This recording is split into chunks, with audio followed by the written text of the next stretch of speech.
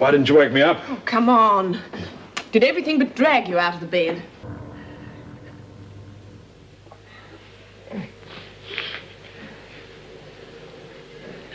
Are you satisfied? Have you got what you wanted?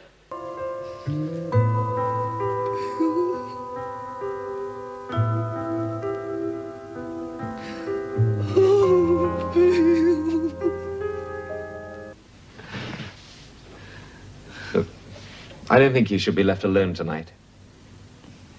No, I don't think so either.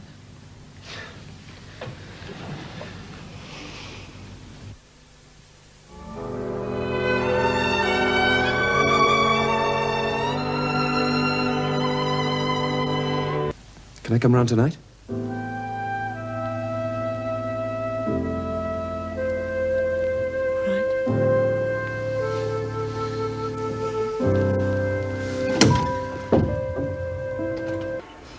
It's very good walk.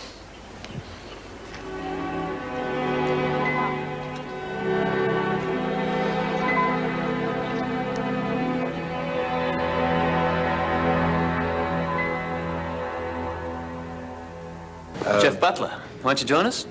Although, since there are ladies present, maybe we should move over there. Meg, I don't think we weren't intending to stay long. Of course, but while you're here, we'll have a drink with us. Well, thanks. Great.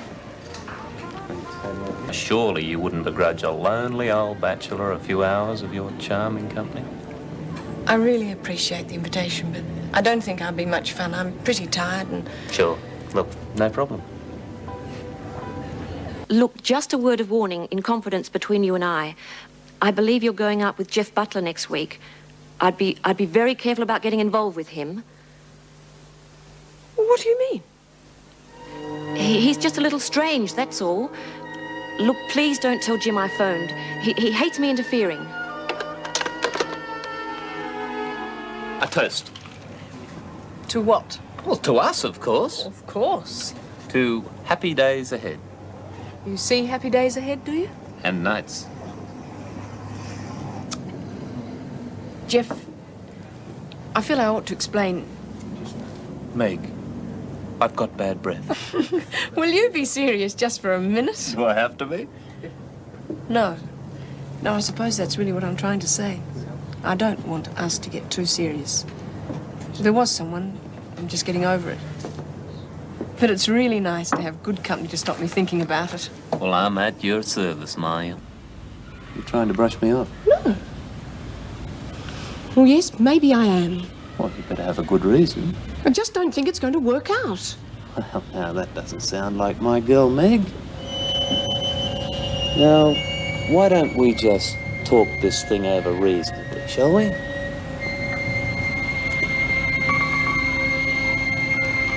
And you've decided not to see me again. And you made the decision all on your own, right? Yes. Good. I just wanted to get things straight, that's all. So, will you please go now? No. No, I don't think I will. Sit down. Now it's your turn to get something straight.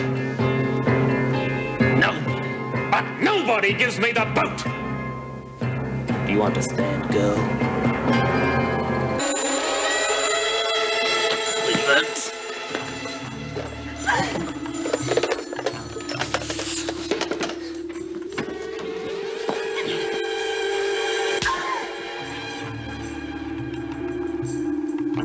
So, if you want to be treated like a lady, you behave like one. Fair enough? I said fair enough! Yes. Yes, that's the magic word. Now, a lady doesn't lead a bloke on and then dump him like a load of old garbage.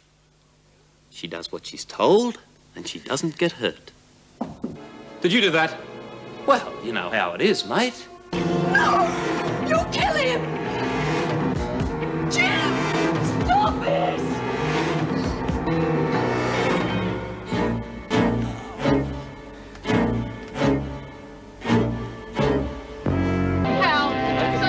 Excuse me, could we have Mr. and Mrs. Morris over by the trees for some photographs, please? Thank you very much.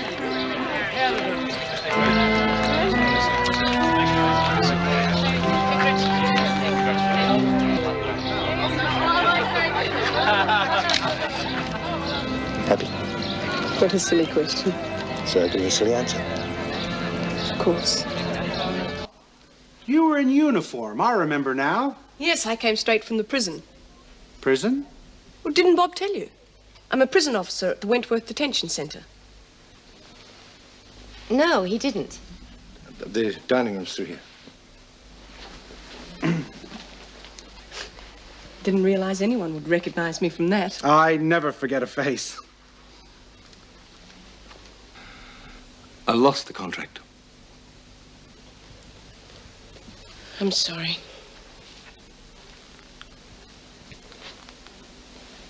You're not blaming me, are you? Being married to a prison officer didn't lose the contract for you, I'm sure of that. But maybe your dishonesty was the problem. Perhaps the Liefenbeckers felt they couldn't trust you. I don't see any point in analyzing why the Liefenbeckers decided against me, but I do know this. I am a successful businessman. Now, Meg, it may sound ridiculous to you, but if a businessman is a success, his wife doesn't need to work. And she certainly doesn't need to do a job that most people wouldn't touch with a barge pole. Now, part of my business life has to be socializing, and you have to be part of that. Now, being a prison officer, it's not going to work. Is that an ultimatum? Yes, Meg. I'm sorry. There's been another development. What? I'm in line for the position of Deputy Governor. What? Well, now that Jim's left, it's available. Looks like it's between me and Colleen Powell. Well, she'll probably get it. She's a senior officer. Not necessarily. I do have a chance. Meg, what about our marriage, my job? Well, what about our marriage and my job?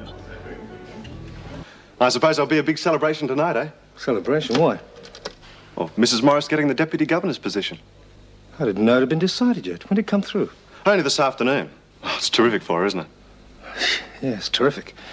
Look, never mind. She's probably intending to stay back for a bit of a celebration with her friends. I'll catch up with her later. Oh, I tell her you called.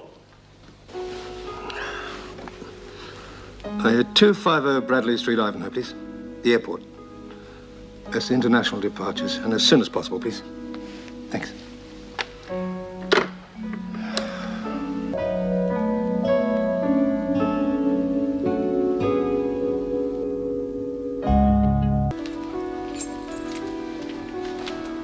Di?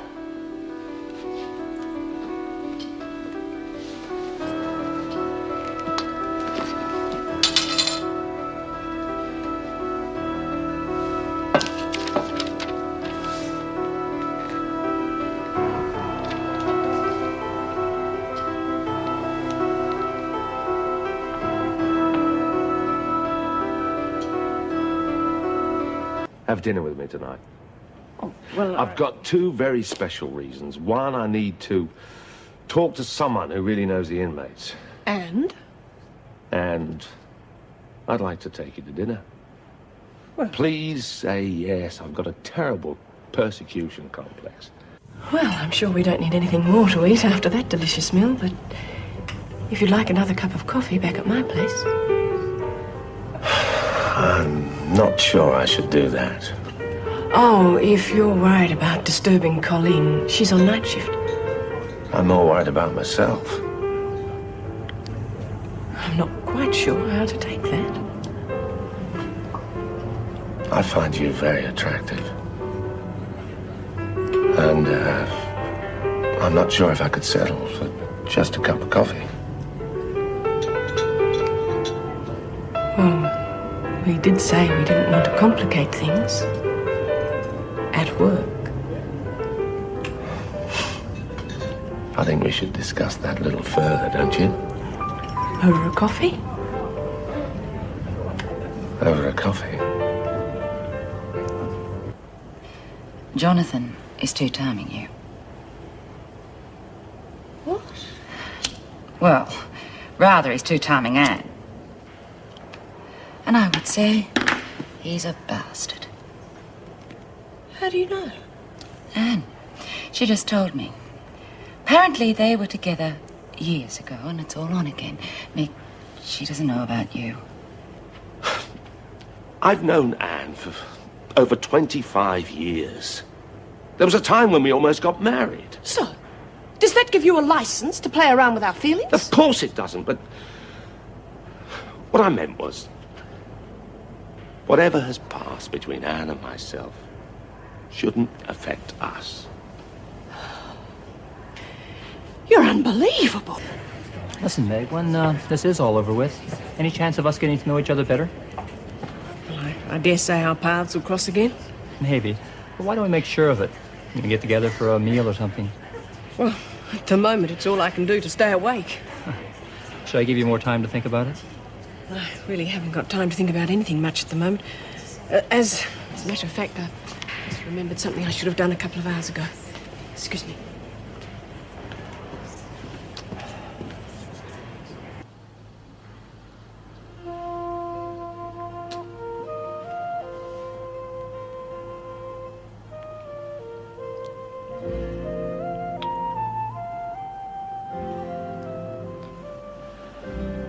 Am I that hard to cope with?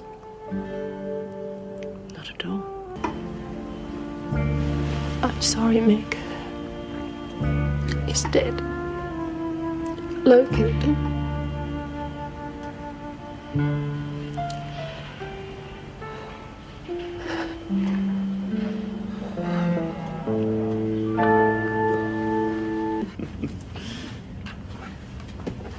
Hey! Hey!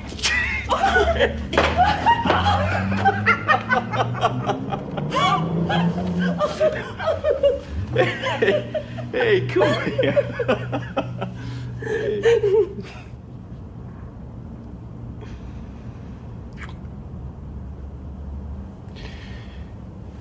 Hey, do you know, I didn't mean to do that. I know what you must be thinking. Well, right now, I'm not thinking anything.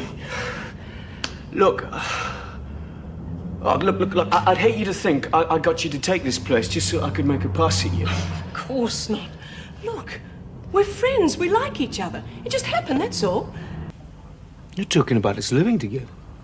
Well, it does seem rather silly us having the two places when we spend so much time together.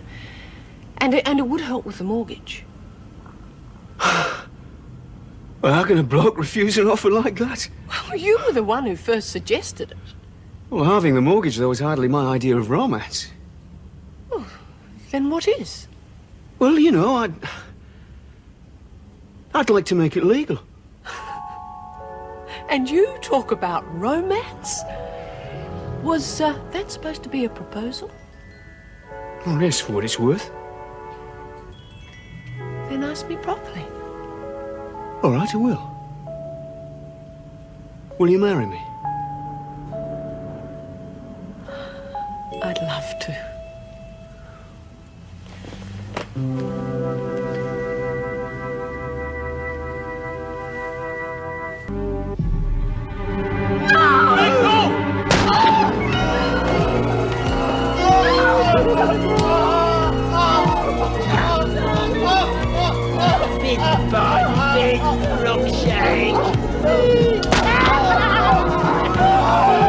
But I'm afraid the nerve tissue is beyond repair.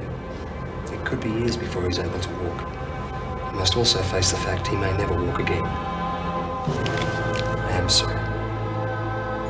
Don't you think you're taking this a bit far? I can't stay. It's no good. You've got your job. I've got to put back the pieces. With me helping you, it'll be... No. I have to do it on my own. I'm not the old Dennis Cruikshank. I've got to find out who this person is. I'm not even sure whether I'm capable of a relationship. Dear. I'd hate myself knowing you tossed in everything because of me. Hey, when things start coming good, it could be a different story. Come on.